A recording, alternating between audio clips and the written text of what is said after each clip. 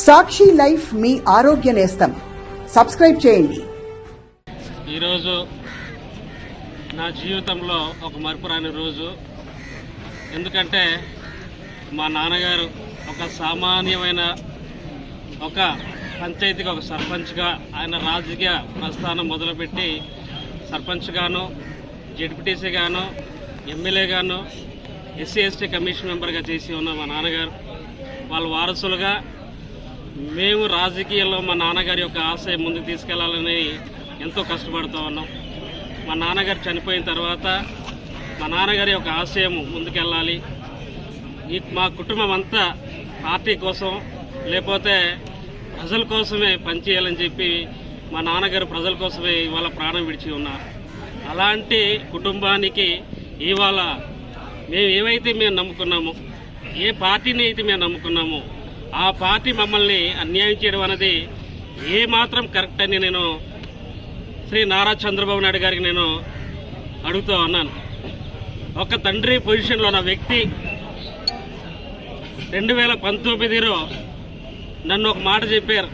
2024లో నీకు టికెట్ ఉంటుంది అబ్రహాము, ఈసారికి శ్రావణ్కి చేయి అని చెప్పి ఉన్నారు నన్ను. యాక్చువల్లీ ఆ రోజు నుంచి ఈరోజు అహర్నిశాలు రాత్రింపగలు పార్టీ కోసం భుజస్కంధాన్ని వేసుకొని మేము పార్టీకి పనిచేస్తే అదా మాకు ఇచ్చిన గౌరవం, అదా మాకు ఇచ్చిన ఇంపార్టెన్స్. పార్టీ ఒక్క మాట అడగకుండా ఆ రోజు మేము ఇన్ఛార్జ్ చేస్తే ఇవాళ అరకువేలి ప్రోగ్రాంలో వచ్చి డిక్లేర్ చేయడం ఏమాత్రం కరెక్ట్ అని నేనైతే అడుగుతూ ఉన్నాను. కాబట్టి నిజంగా ఇవాళ నేను ఒక నిర్ణయానికి రావాలనుకుంటున్నాను. నేను ఒకటే మీ అందరికి చూపిస్తున్నాను. ఈ బుక్కే నేను పార్టీ కోసం కష్టపడేనో లేదో చెప్తుంది. ఈ బుక్కే ఇంత కష్టపడి నా శ్రమ, నా టైము, డబ్బులు అయితే పోయింది, కానీ శ్రమ ఎవరిస్తాడు, టైం ఎవరిస్తారు? మరి అది కాదా కష్టం? అదే ఈ కష్టాన్ని వాళ్ళు ఆలోచించకుండా వాళ్ళు డెసిషన్ తీసుకోవాలా? ఇంతమంది నాయకులు, కార్యకర్తలు వాళ్ళు ఉన్నప్పుడు మరి పిలిచి ఒక కలెక్టివ్లీగా ఒక డెసిషన్ తీసుకుంటే బాగుంటుంది. ఇది ఒక అన్యాయం నాకు జరిగింది అంటే నాకు జరిగితే పార్టీ కార్యకర్తలకు జరుగుతుందని నేను అనుకుంటాను. ఎందుకంటే రేపు భవిష్యత్తులో పార్టీ జెండా మోసేవాడు కూడా భయపడతారు. ఎందుకంటే ఇవాళ 5 సంవత్సరాల పాటు పార్టీకి కష్టపడి జెండా మోస్తే రేపు ఎవరికో గొట్టంకలకి తీసుకొచ్చేసి అక్కడ కూర్చోబెడితే మేము ఊరుకోవాలా చెప్పండి?